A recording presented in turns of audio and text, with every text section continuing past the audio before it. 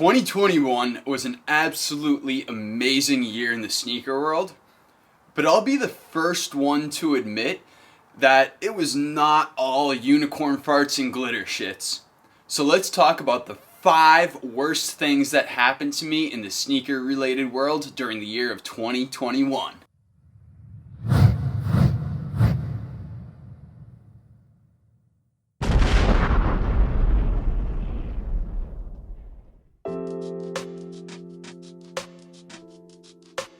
Diving right into it, let's talk about the 5th worst thing that happened to me over the course of 2021, and that is restoration work. Now, obviously, restoration work on sneakers in and of itself is not such a bad thing. As a matter of fact, I look at it as a largely positive thing that helps out the community because it brings old sneakers back from the dead and helps to restore sneakers that might not ever get retroed again. However, the restoration world for me during 2021 was actually incredibly infuriating.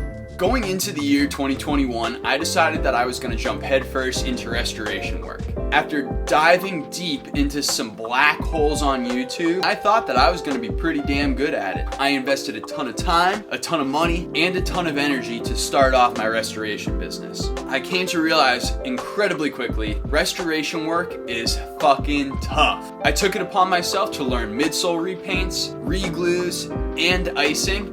And let me tell you, it was a lot more challenging than I expected it to be.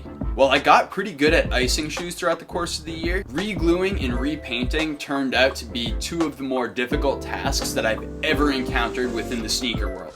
When I was learning to do midsole repaints, unfortunately I screwed up a couple pairs of sneakers with their midsoles and ended up getting them completely pitted out and decreasing the value of shoes by about 50%. Obviously, this is not an ideal situation, but at least I can say that I learned from it, and currently, my midsole repaints are actually much improved. While I'm still learning on perfecting my technique and speeding up the process, I can definitely say that at least they're getting better. Lastly, sole re-glues. Unfortunately for me, I didn't recognize that the shoe that I started to learn how to re-glue on, the Jordan 11, is one of the toughest shoes out there to get aligned properly. I ended up re-gluing about 5 or 6 different pairs of Jordan 11s, and while some of the projects came out pretty decently, a bunch of them came out a little bit haphazard. I'm not gonna lie, I worked my ass off to try and get all my restoration work done pat, but it was a very challenging process, and although I got a lot better, I still have a ton of practice to do. The number 4 worst thing that happened to me in the sneaker world over the course of 2021 was the number of L's that I took on sneakers. Now, I'm not talking about your traditional, okay, I signed up for the draw and I lost it, I took an L. That happens to everybody. The L's that I'm talking about are the L's that I took because I signed up for a product that I really should not have.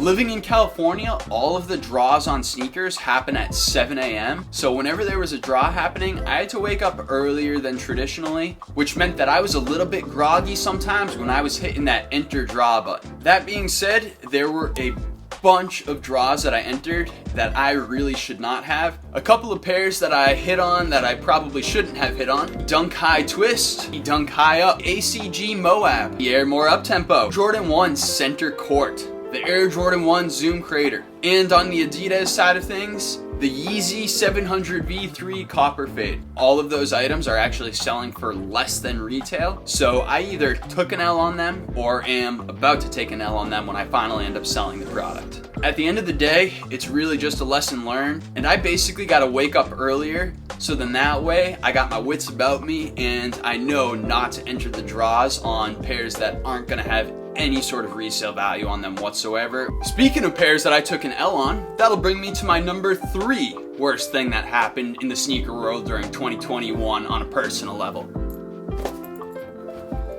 The purchase of these Nike Dunk Low SB Paras. Now I know what you're thinking. This dunk is arguably one of the best that dropped throughout the course of 2021. And quite honestly, I agree with you on that statement. However, my purchase of this dunk was not the best idea in the entire world because of how I ended up purchasing it. I really wanted to get a pair for Lola because I knew how much she liked them. As I walked around the convention, I ended up finding a pair in a size 7. When the guy working his booth told me what the price was, I threw money and ran with the shoes thinking that I had gotten a steal on them. Once I got back to my booth and gave Lola the shoes, I pulled up StockX just so I could show her how good of a deal it was. Unfortunately, I was looking up the prices in my size, a size 12. After taxes and shipping on StockX, we're actually going for less money than what I had just purchased the shoes for, which was a massive bummer. Still an amazing shoe, and Lola was really excited to get them,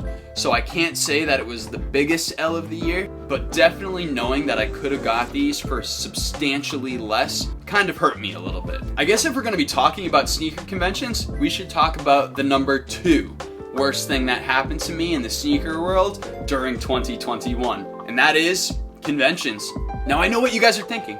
Oh, Sailboat, you said that conventions were one of the top 5 things that happened to you in 2021. Well, you're absolutely right, they were. But you know what? I hit about 30 different conventions over the course of 2021. And when you hit 30 different conventions, there's bound to be a couple of bad ones in there. I'm not gonna name any names or call anybody out, but I will say this. Some of the events that were big in the past and were more prominent have definitely fallen off the charts. There was one show that I did multiple times throughout the course of the year that at the beginning of 2021 showed a lot of promise, but unfortunately, as the course of the year went on, the event got worse and worse. Attendance started to drop substantially, advertising was next to nothing, and there were even a couple of events where the event organizer was not even there. It's kind of crazy to host an event and not even attend that event, if you ask me. The event where I bought the Paras at, there was probably only about 20 to 40 attendees that actually came through. So the majority of sales that happened throughout the course of the day were vendors buying from other vendors. As a matter of fact, at that specific event, I did not even sell a single pair of shoes. Needless to say, I will be a lot more selective with the conventions and the events that I attend in the future.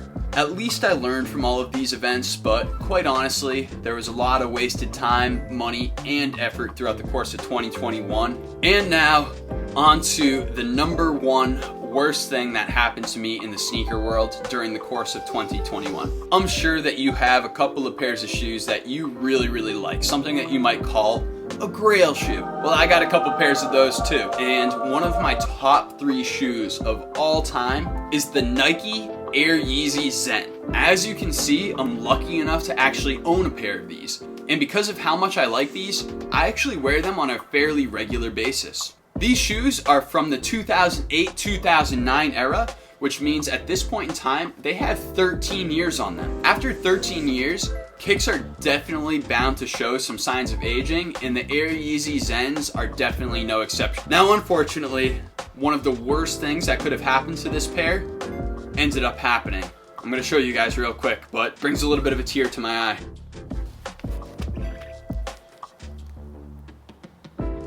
That's right.